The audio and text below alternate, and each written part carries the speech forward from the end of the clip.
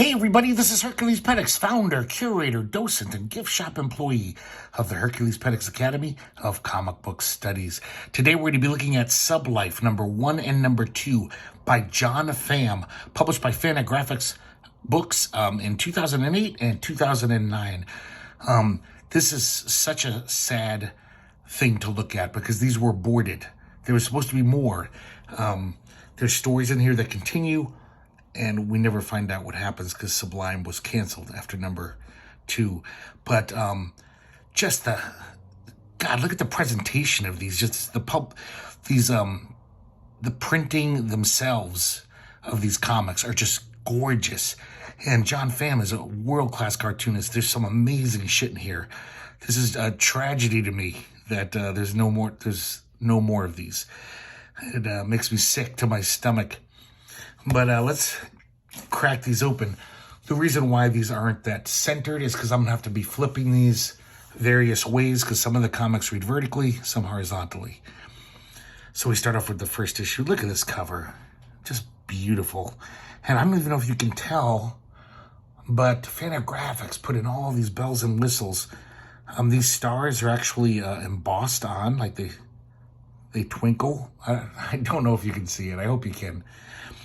But not only that, look at this crazy illustration of the city. And it's on the precipice of this giant waterfall, like the end of the world, edge of the world, I should say. And just insane.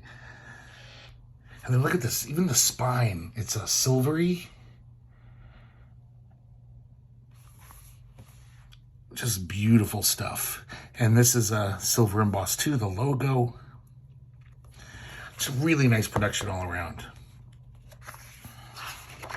So this is what I was talking about. Let me see if I don't want to crack the spine too much. I can get this in here. So the inside, front, and back cover tell a little, kind of a prequel to the story that's going to be in number 2. A big chunk is going to be in number 2. This is called Deep Space. And man, this is just look at that cartoon. Look at this logo alone. How great that is. So we're on this starship. It's kind of lost in space. And they're basically heading nowhere. And there's Captain Joe Ho and Commander Dave Wallach, the second in command. And just to give you a flavor of his writing, this is Commander Wallach, A Day in His Life. And we see him walk through the capsule, the space capsule, all the things he's doing. So 6 o'clock reveille, 6:15, morning ablutions, breakfast, ignore Captain Ho's calls. 0700, science lab duty, try not to think too much. 10 o'clock, relieve Captain Ho, overlook his awkward state of undress. Sometimes he just has no pants on. 1500, meal break, weep quietly into bowl, have brief out-of-body experience. 1600, recall cleanup, duty, secretly masturbate to memory of Captain Ho's wife's picture. Oh man, this is very reminds me a lot of Chris Ware when he does his like sci-fi stuff, because it's this like crazy retro future world, but it's also very flawed human characters. And he talks about this. The captain talks about this dream he has almost every night, and Commander Wallach comes in and says, I was out in a spacewalk. You wouldn't believe what I saw bouncing up against the hull. And we see this little alien guy in a spacesuit. So I'll skip to the back cover since that continues the story. Let me try to get this in. Hopefully I got most of it in there. And they take him into the ship and he kind of becomes their buddy. And they go to his ship, this little spherical spaceship, and they salvage everything they can get out of it. There's no one on the ship. So I don't know what happened to his crewmates. They call him Deke because the sounds that come out of his mouth, it sounds like he's saying Deke all the time. Just look at the illustration of these rocks, even these asteroids. Just amazing stuff.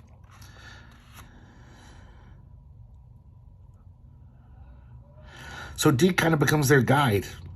They have a rudimentary communication with him using hands and stuff. And he's going to help them get home because, like I said, they're lost.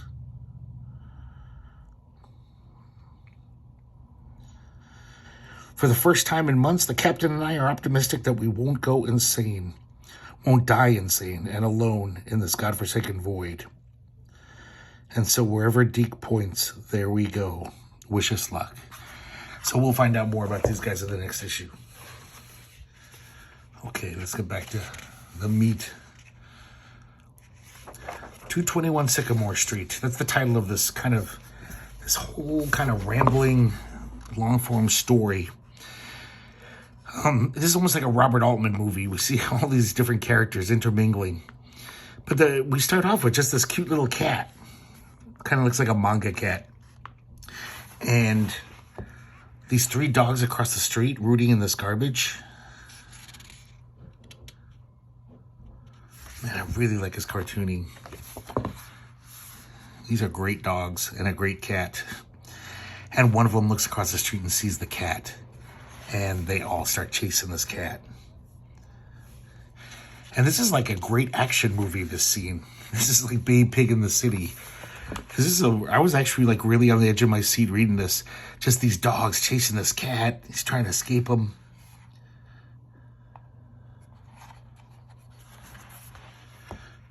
This is way more exciting to me than like Spider-Man fighting Dr. Octopus. So one of the dogs grabs his leg and kind of wounds him.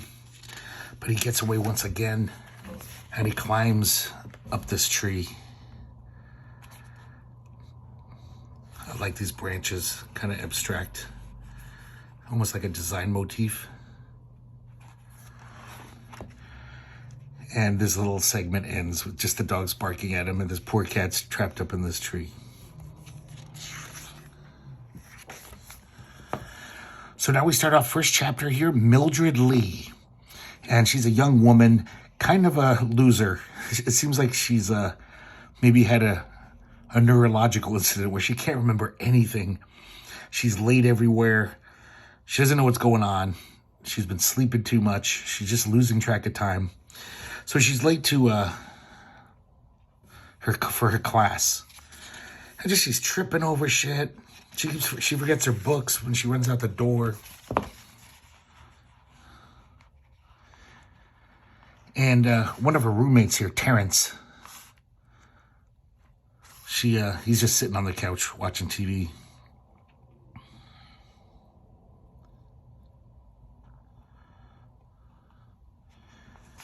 This kind of stuff reminds me of Chris Ware, but, sloppier.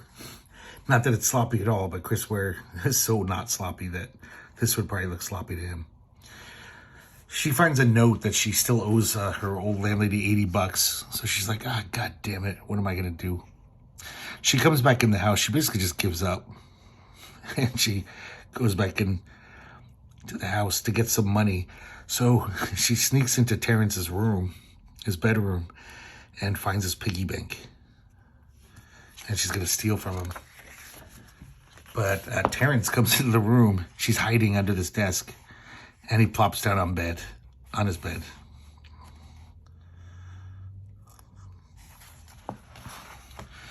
So now we meet Vreg Sarkissian. And they kind of just tell us a unique characteristic about Vreg. She's got better than normal smelling abilities. And he lists some of Vreg's most comforting smells. Marker ink and corrective fluid. Scalp scrapings under his fingernails.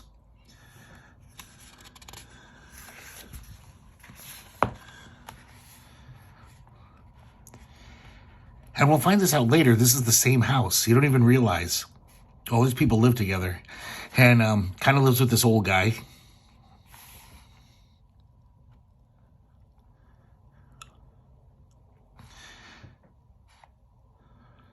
And so then we see him in Terrence's bedroom. And it looks like he's helping Vreg with a resume or something. He's doing something on his computer, and Vreg is thanking him for helping him out. I'm sorry, it's not a resume. It's a dating site. He doesn't know how to make his own page, so he's helping him.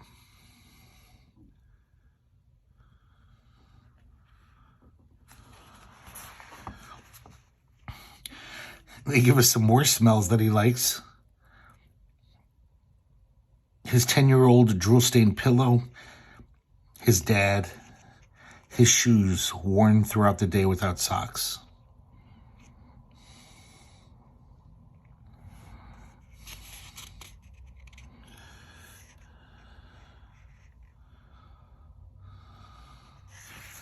So Mildred knocks at the door and says, hey, it's your turn for trash. So that's when we realize that he lives there in the house. They all live together. So he goes to work. Oh, I'm sorry, it says earlier. There's one annoying thing that he does. All of his word balloons have the thought bubble line around them. Even though there's clearly a line to the mouth, I got a little confused. I guess probably kids today, those fucking millennials, they wouldn't even get that because thought balloons are kind of a thing of the past in comics. But, I grew up reading them as, to me it's part of a comic book grammar. So I can't help but think, like, wait, is this guy thinking that? No, they're saying it. So earlier, he's at work, and his two coworkers kind of treat him like shit, and they mock him.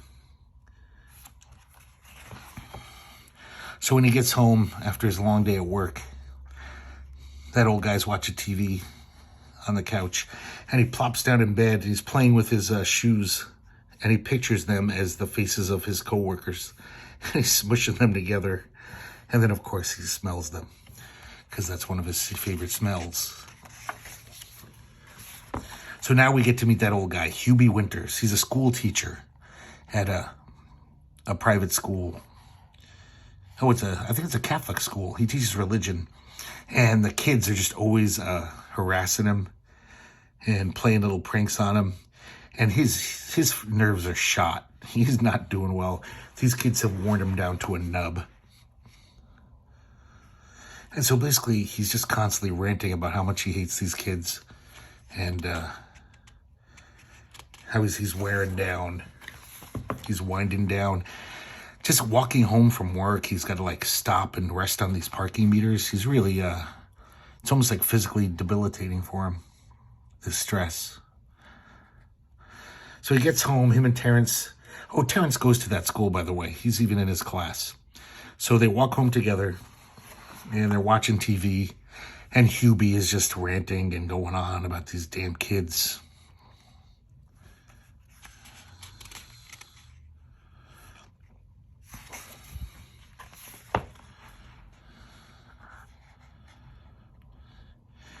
So the next day at school, he finally says, I've got to say something to these kids. I got to basically just let them know what they're doing isn't right. So he takes his fire extinguisher out and he's lecturing the kids. He's saying, basically, are you kids going to own up to these pranks? Or am I going to have to punish everyone? And then he starts spraying them with the fire extinguisher. But he gets some of the fumes and he starts coughing. And he can't stop coughing. And he's still lecturing the kids, kind of chastising them. And then, I guess the stress of having to yell at these kids and the fumes, he just passes out. And he has this dream here. Man, I love this crazy art here. We're going to see more of this dream in a second. So he's passed out on the floor. When he wakes up, Terrence is the only one in the room. And he's like, those goddamn kids didn't even call the nurse for me. They really are little bastards.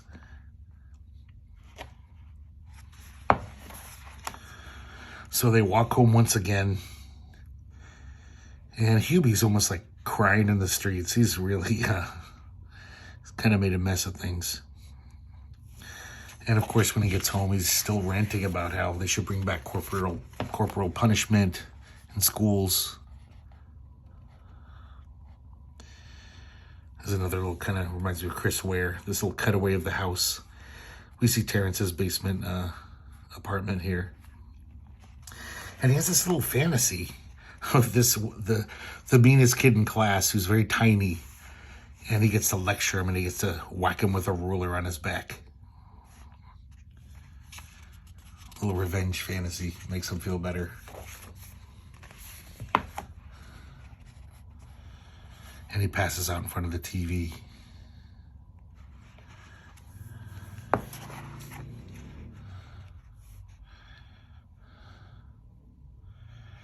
So apparently Terrence's mother lives there too. She's out in the second floor. We never see her. She's yelling down, "Somebody wake up my boy. He's got to go to school."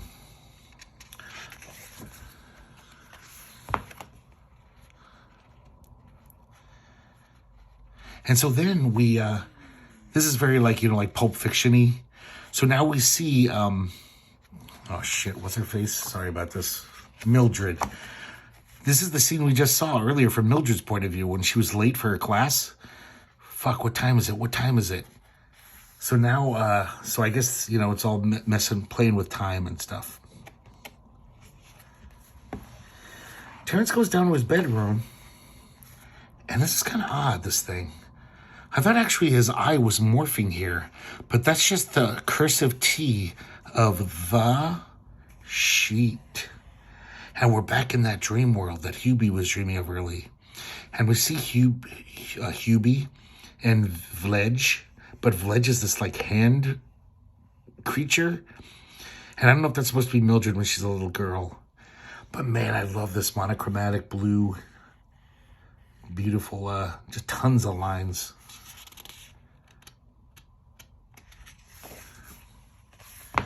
Oh, we get to see more. This is great. This giant fluffy cat.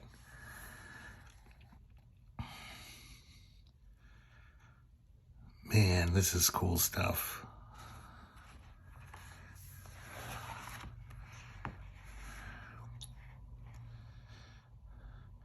Oh, so I guess Terrence is having this dream, and he wakes up.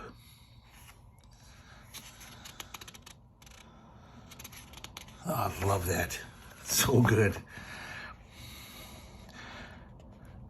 So now Vrej knocks on Terrence's door and says, "Hey, can I come in?" And they're working on his Match.com page, or whatever you call it. His Tinder. So now it's still doing that jumping through time thing. And then it's late at night, and Hubie and Terrence once again end up on the sofa watching TV.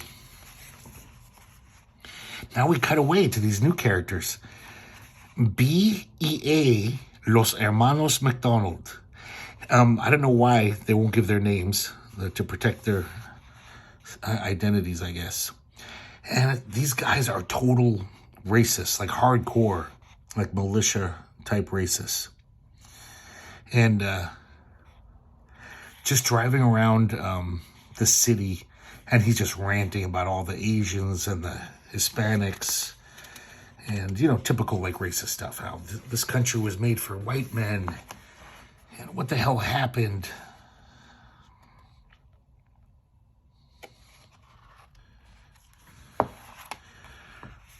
So they get to their house, and B, I think this is B, the first one. He brings home a present. This a puppy, a cute little puppy that he got from a breeder, a pure bloodline and pedigree, 100% pure. Of course, he names her Freya, the Norse goddess. And he's like, "We got to start training soon." And he says, "To do what?" And he says, "Why to kill," well, I can't say it, but it's harsh. "Why to kill N-words, of course." Those guys are fucking horrible. So now we're back with Mildred. And we see Mildred driving around. And she feels like people are chasing her. She's got a little paranoia in her.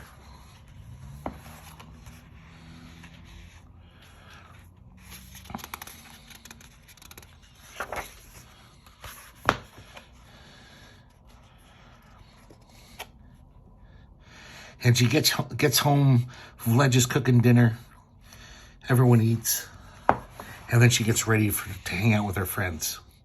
Her friends come to pick her up, these 3 other women, young women. And they go for a night in the town. Here's a little chart. Mildred's gang. Rose, Eileen, Olive, and Sylvia.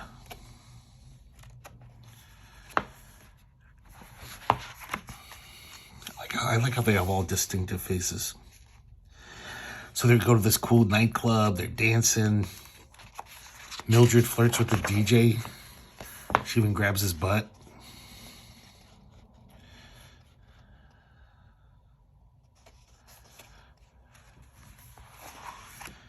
And at the end of the night, they drop Mildred off back at the house. Now we cut away. And it's a Saturday, so I'm not sure where we are on the timeline, where this is. And here we meet, it doesn't say all the other stories. The little chapters begin with the character's name. This one ends with it. But I'll spoil it for you. This kid's name is Phineas. Phineas is skating around. And then we keep flashing back to this girl's bedroom.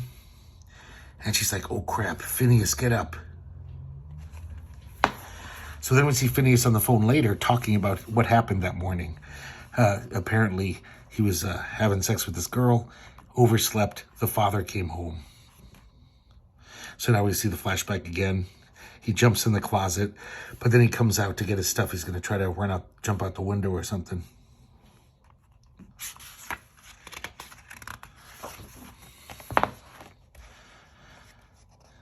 And the father comes in and beats the crap out of him. Meanwhile, I should have mentioned here is back in the present when he's on the phone, he's talking about how his mom is a kind of crazy person, she sounds like, but he sounds like a bad kid. He like pushes her. I mean, she attacks him, but he pushes her away. She falls through a glass coffee table. And she's just screaming at him because he thinks she's faking. She was pretending her back was broken, so she couldn't get up and stop him from leaving. But the whole time she's yelling at him, saying, I'm going to call the cops on you. So as he skates away from that girl's house, back to the flashback, he has a wrench and he's just breaking all these rearview mirrors. So yeah, this is just a little vandal. It's a little ne'er-do-well, this one. And even breaks the phone that he was just talking on. And there we get his title card, Phineas McDonald. So he mentions also on the phone that he's going to see his uncles, who are kind of ostracized from the rest of the family. And the reason why is because his uncles are B and A. And we see B, he's the polemicist. A is the soldier in this war against minorities. And he's writing one of his stupid manifestos, racist manifestos, on the computer. And he hears the doorbell ring, and it's Phineas, his nephew. But of course, at first he shoves a shotgun through the little portal here, or whatever you call that, the slot. And he's like, it's me, Phineas, Uncle A. Oh, I'm sorry. So this is A. So remember, the older guy's A, the tough guy's B. And he basically says, can I stay here a while? And A welcomes him with open arms. He's like, oh, of course, you're my blood. You can stay here as long as you want. Here's house keys. Come and go as you please. You know, dinner's at 7 o'clock every night. I'll cook you dinner.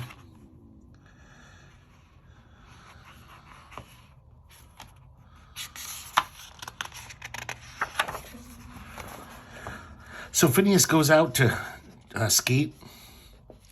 And these black kids are playing with this like space Lego toy, but they just want to smash it. They're like, should we throw it against the wall? Maybe we should get a baseball bat. Maybe we should ask that white kid to hit it with his skateboard. So they're watching Phineas, and they're kind of in awe of his. I guess he's a good skater. He's doing all these crazy tricks. And he kind of befriends them. They befriend him too. They say, hey, can we try your skateboard? He's like, sure. And he's showing him how to do tricks.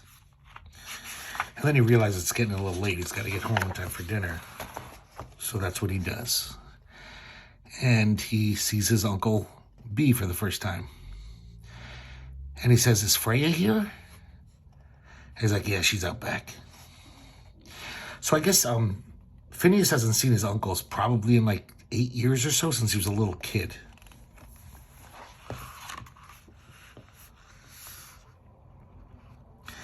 And he goes out back to eat Freya. It's kind of scary because, I mean, he's been trained to be a vicious attack dog. So he says, Uncle B says, walk up to him slowly, put your hands up. And Freya's sniffing. And I like this. Freya has a little thought bubble of little kid version of Phineas. He still remembers, or she still remembers. And she licks his hand. So that's the end of this massive chapter there. I just love the way just has all those characters. All of them are interesting, and just mixes them all up. Now, this might be the reason why this comic didn't go past number 2. I wish you guys could really see this. I don't know if you can see the shine on this. This is like a vinyl cover or something. I don't know what this is. It's fucking cool looking. Amazing embossed logo here. I'll put it this way so you can read it. It's kind of almost like graffiti art. It's kind of psychedelic, kind of hard to read. Sublife. Beautiful painting, by the way. God, this is just, look at this, the stars and everything. This little embossed gem here. We got another cool spine with all these little golden notches in the logo. And then this back cover, which if you can barely read it, it's a Sublime. And this is completely, can you hear that? It's got it's ridged. So, I mean, that probably like, this comic was only $8, this nice, basically graphic novel at the time. And I think maybe this is why they couldn't afford a 3rd issue, unfortunately. A little too fancy. Okay, let's see if I get this in the frame right. So this is just a one-pager. No one reads my blog. And there's this kid who's very jealous of this other blogster, video blogster. He seems like he has everything. He's got a pretty wife. Even though he's in a wheelchair. But he's kind of popular on the internet. And when he goes to see him, the guy in the wheelchair actually says, hey man, you should write for my new website. It's going to be huge. And he pulls out a gun and shoots him in the head. That's how jealous he is of him. And then we see him in jail. And there's no internet service in jail. So he's not happy.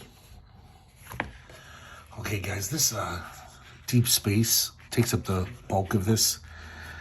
God, this is some amazing shit. John Pham just goes off the rails here. Look at this insane design work here. So we see, just like Star Trek, there's Captain's Log. And he's talking about how Deke is learning more and more English so they can communicate better. And some of the stuff they salvaged from Deke's spaceship is this crystal, which can get them back to Earth, like this space warp thing. It'll power the ship and also fold space. And I think this is what this is trying to represent, this crazy design work. The folding of space. I wonder if you cut this out and folded this up, if it would make some cool configuration. So they're really hopeful. They're going to get home to Earth.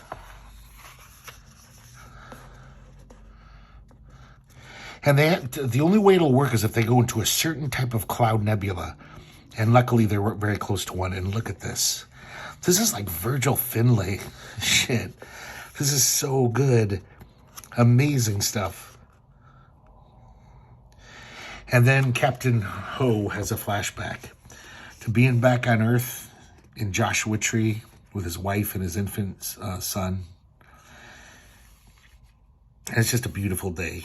His dog's there. And then, of course, we see he's back in the spaceship. It's just a memory. He talks about how every night before he goes to bed, he relives that memory, and how if you do that, it'll feel like it's yesterday. He says he can't even remember things he did on the ship the day before, but that day in the desert is etched into his mind. Another beautiful shot. Science fiction art.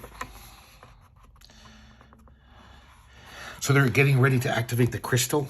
The captain is in charge of pressing the button, and Deke and the commander are like in another part of the ship monitoring something else. What the Framistan or whatever, the Wiebelwitzer. So he presses the button. And, oh man, things get good here. Look at that. That's some wicked cool shit. It's almost like Virgil Finlay, but with like a Tony Millionaire ink line. Like it's a little like sloppier and shakier, but it makes it look maybe even better. And then check this out. So they're going through the space warp, and Captain Hose just starts stretching. And oh my God, this design here. I hope you can see it. Yeah, it looks pretty good through the camera at least. But all these gradations of blue. It must be like 40 gradations. Amazing stuff. So Captain Ho is like, even though he's all warping out, he says it like feels amazing. It's like the best trip he's ever had. I think this was interesting too. He says, a chimera of shapes and colors. The sensations are extraordinary. And then his head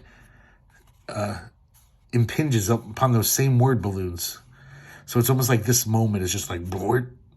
And those are the same word balloons there, just covered by his fat head. We get more of the gradations of color. These are harder to see. I hope you can see them okay. This is like better than any underground psychedelic comic. Sorry, Rick Griffin. Okay, Rick Griffin's probably better than this, but this is amazing stuff. Look at this stuff, this computer coloring. I assume it's computer coloring. Maybe if it's not, god damn, that's amazing. So he's really warping out here. Oh, man. Oh, God, it's so fucking good. Once again, look at that. Just every 3 millimeters, another little color change.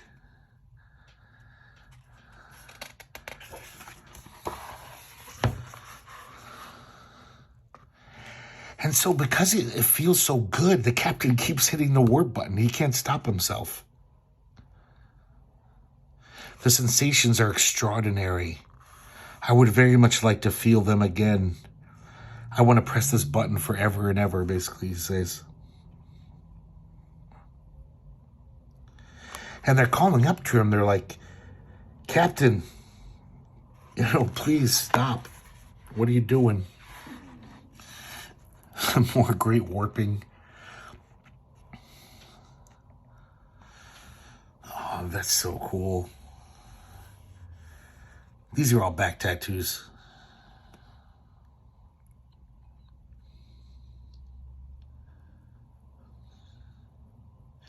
I would press this button forever if I could, over and over.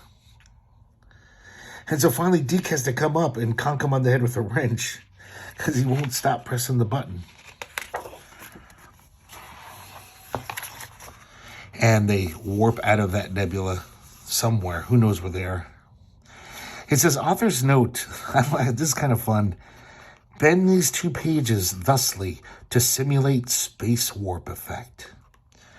So, to be honest, I tried this, and I don't really see what the hubbub's about, because this is what happens when you do that. I'll try to do this without ripping the comic.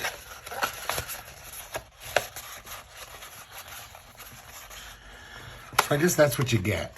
I don't know if that is that special. Okay, let's get back to where we were. Now we're to the next page. Man, it's hard doing these vertical comics, keeping them in the camera. Okay, so now we go back to the first officer's personal log. And he's pretty pissed off at Captain Ho for what he did.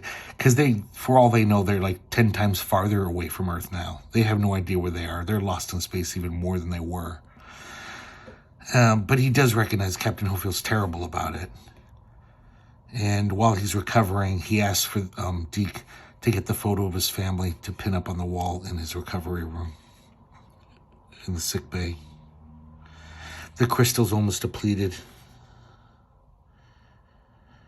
And Deke sees a planet. It's a very cold planet, but it has fuel.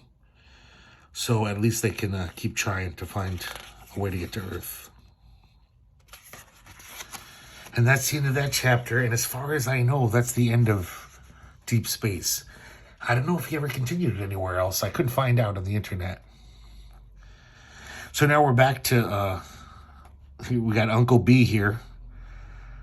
He's got a Nazi tattoo on his neck.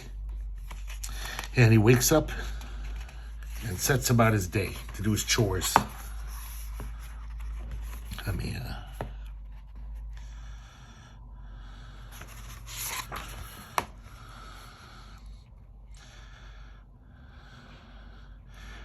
Uncle A comes in, says, how'd you sleep? And he's working on, he says, hey, you're a pretty good little artist. You see some of his old art. It's like, you were always a good artist. If you want to draw for my Nazi newsletter, feel free. But I don't want you to feel like any pressure. So it's weird that this Nazi guy is so nice to his nephew. He's so sweet to him. But he's a fucking horrible turd.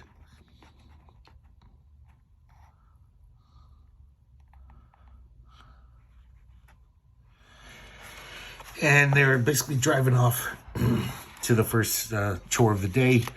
And once again, we'll never find out what happens there. Now we have a little autobio story, St. Ambrose. And this is John Pham talking about the private Catholic school he went to from 4th grade on. Talks about all the friends he had. He has some random memories here. I like this, how it's all just like shattered shards. Eddie teaching me how to curse in Spanish.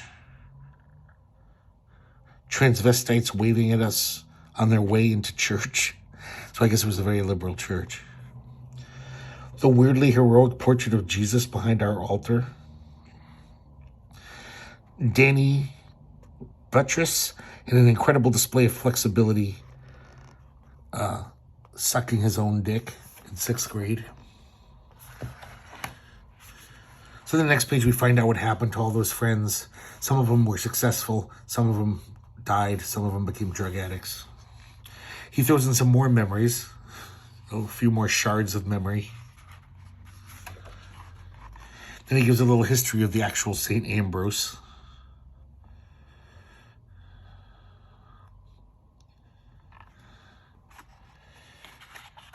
And I guess John Pham's studio is just right down the block from that school, so he's still close to it. This next story, I don't think it doesn't have a title, but I fucking love it. And you'll see why in a second. Well, my background is one of my favorite movies of all time is The Road Warrior. When I had a VCR, like one of the first kids in my neighborhood have a VCR. When the second kid in my neighborhood got a VCR, the first thing we did was hook up our VCRs and started bootlegging shit. The very first movie, of course, was Road Warrior. We rented it and bootlegged it, and we must have watched Road Warrior like every week through junior high and high school. And I think I still memorize, like, I could recite half the lines in that movie. Huge Road Warrior fan. And this is just a total, like, fan fiction of Road Warrior. And we see these crash cars in this post-apocalyptic landscape. We see these poor people, you know, they're kind of weak, trying to survive. This, let's just call him Max. I don't think he's going to get sued if he hasn't gotten sued by now. Max pulls up, and they're kind of pleading with him, but he just wants the oil from these cars. And there's things that are actually, like, total homages to Road Warrior, like, that's exactly how he gets the oil from one of the overturned trucks in the opening scene of Road Warrior. Puts a pan down in this little bucket. So this guy's obvious. John Pham's obviously a total Road Warrior nerd like I am. And of course he's got his dog. His dog's way cuter in the comic than he is in the movie. I gotta say that dog was not the cutest dog in the world. I love that dog. I love all dogs, but this dog's way cuter. So he takes the oil and just rides off. Just like in the movie, you know, Max isn't a hero at the beginning. He's just trying to survive.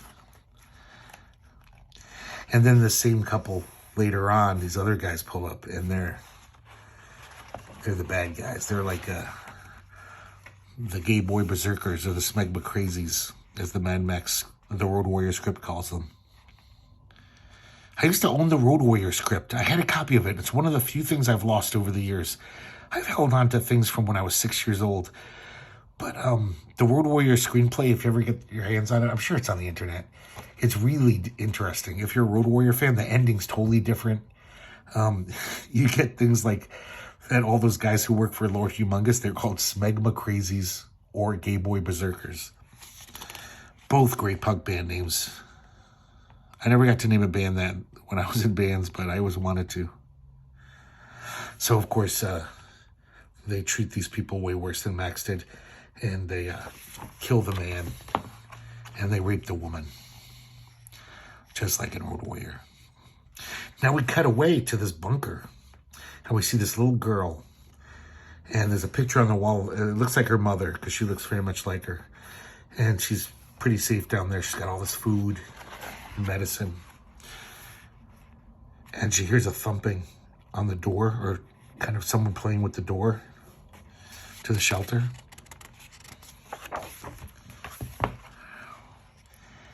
And it's Max. And he peeps down, aiming his gun. And when he sees it's her, he just comes down.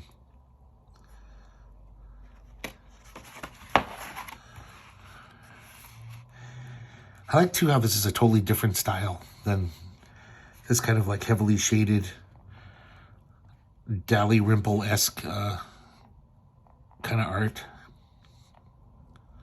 So he takes some of the dog food. Dinky D. If you're a total nerd, Road Warrior nerd, you know the brand of dog food that he eats. And when he lifts the sheet on the bed, he sees the mother. She's been dead for a while. And when he looks up, the girl's got a gun pointed at him.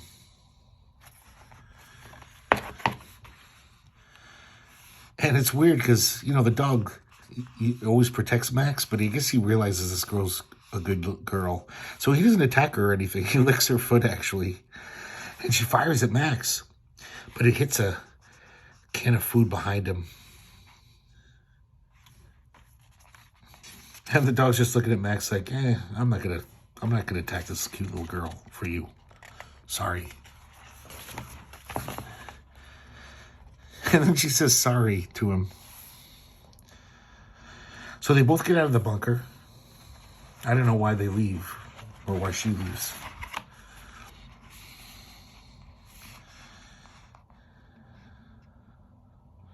Oh, I'm sorry. It's so she can bury her mother.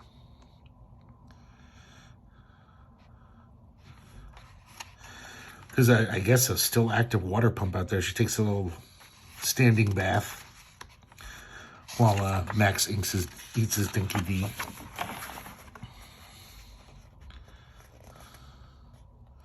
God, it's a cute dog. And then Max looks in his binoculars, and coming up the road are some of these smegma crazies. I think he didn't want to go too far and actually draw Wes with this red mohawk. That's a little too distinctive. Because he could probably just argue that this is just a guy with wearing black leather. It's not Max. But if a guy with a red mohawk showed up with football padding, I guess they could say, hey, come on, that's Wes. So he puts the girl in his car, in this little car seat on the door. And this is just a total kind of retread of scenes in Mad Max, but a little different. All those great, amazing chase scenes that George Miller directs. And, God, I would have killed to read this comic. I would have paid $50 for this comic back in 1983 or so. If this came out then, I would have shit my pants. I would have been like, oh, my God. Well, maybe not shit my pants. I would have jizzed in my pants. Yeah, I don't know if you're not a Road Warrior fan, how good this comic is to anyone. It's whatever it is. It is what it is. It's fan fiction, but of course I fucking love it. And so very cinematically layouts, which is good because he's trying to convey that kind of fast-paced action, the quick editing that George Miller does. And the guys attack Max, and it's this great action scene. Them throwing grappling hooks on his car, yanking off the door. Max shooting some of them. If you've seen the Mad Max, you've seen this scene before many times.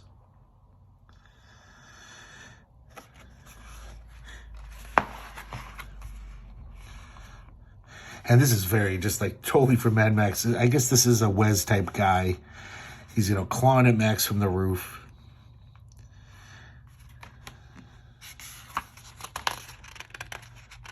This wasn't in Road Warrior. It would have been a good scene. This guy gets caught up in the grappling hook. It's kind of loops around his neck and just totally decapitates him. It might have had an NC-17 then. Not that that was around then, but... So the chase continues. I swear to God, I could read like a 96-page graphic novel of this. Oh, this sucks, though. The Wes guy reaches through and stabs the dog in the neck. That bummed me out. It's a really cute dog. And then, just like in the movie, Max does some crazy, wicked turnaround using his V8 Interceptor. And he drives head-on into this Game Boy Berserker car. And they crash. Wes totally gets crushed in it.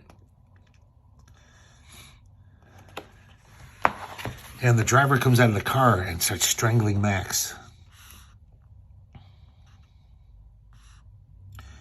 But then the little girl grabs the gun and shoots the guy. I like this how the camera pulls back for the final shot. She shoots him in the shoulder. The guy's like, ugh.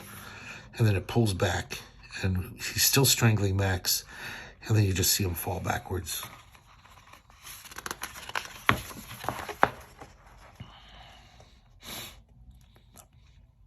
And here's the aftermath. They bury the dog. They tie his little kerchief on the cross. Man, I love this post-apocalyptic coloring scheme.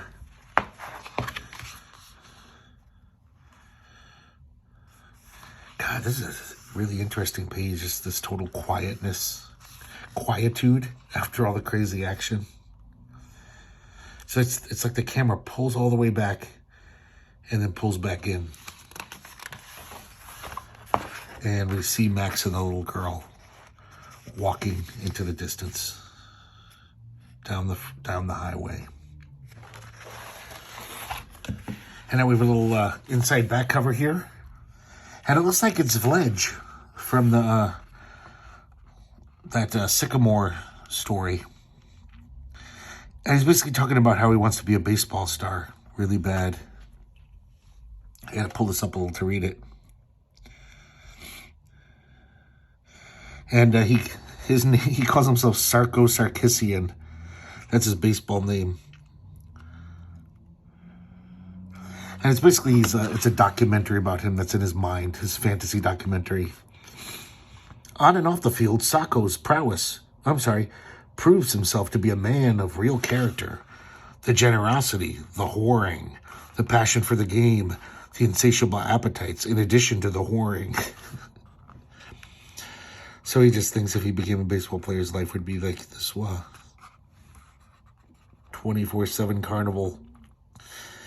He even hits a homer for this little crippled kid. Oh, so that's it for Sublife. Guys, I'm so sad. I kind of haven't looked at these in a while. I forgot how amazing they are.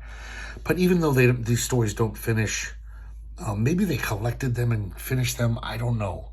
If they did, I want them badly. But if not, these are so worth having. I mean, almost just for the production. These books are beautiful. But of course, it does, even if these were printed on newsprint, this is some great shit. Amazing cartooning, really great storytelling, and great writing. So please find these. I don't think they're that expensive because there's probably not a lot of them out there. But I don't think, because it got canceled, I don't think anyone really cares about this. So I doubt it's going to be that pricey. But who knows? Who knows what the gods of eBay have decreed the value of this comic to be? I don't know. But I hope you enjoyed it half as much as I did looking through these. I mean, it was a revelation. I mean, I totally forgot how great these were. But thanks for watching. And also, I hope to see you next time here at the Herculespetix Academy of Comic Book Studies.